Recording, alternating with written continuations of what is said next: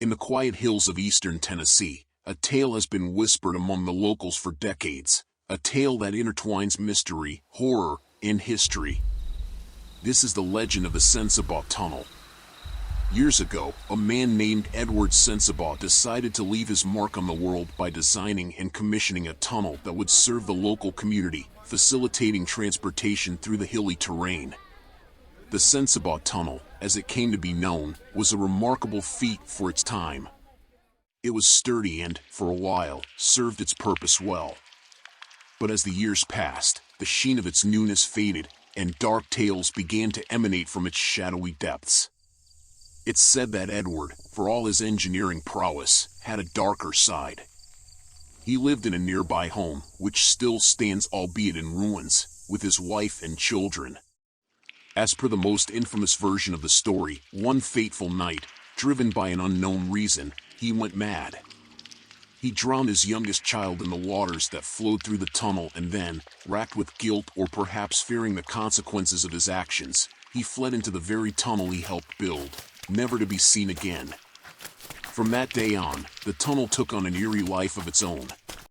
The once welcoming path now echoed with the cries of a child and the desperate sobs of a man who had lost his way.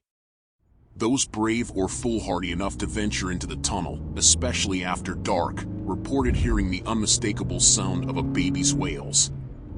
Some even claimed to have seen apparitions, a distraught father and his child, forever trapped in the cold darkness. Over the years, teenagers turned the tunnel into a rite of passage.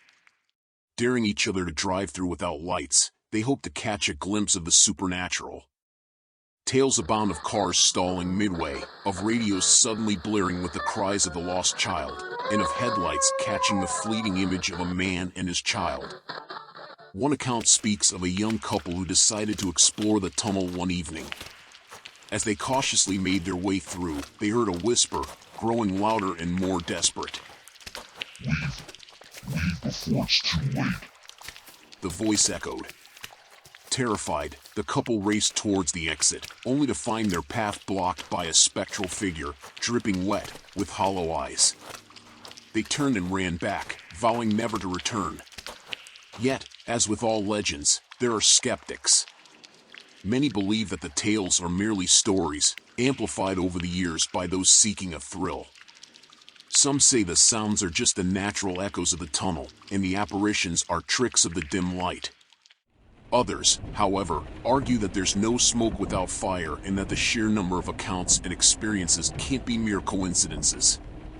The Sensabaugh Tunnel, with its moss-covered entrance and an ever-present sense of foreboding, continues to attract thrill-seekers and ghost hunters. Some seek to debunk the tales, while others hope to experience the mysterious phenomena for themselves. But one thing is for certain, the legacy of Edward Sensabaugh and his tragic tale have immortalized him in a way he might never have imagined. The tunnel serves as a grim reminder of how one man's legacy can be overshadowed by a single, dark act, and how legends, once born, have a life of their own. Whether truth or folklore, the Sensabaugh Tunnel remains one of Tennessee's most chilling mysteries, a place where the past seems to bleed into the present, and where the line between the living and the dead is but a whisper in the dark.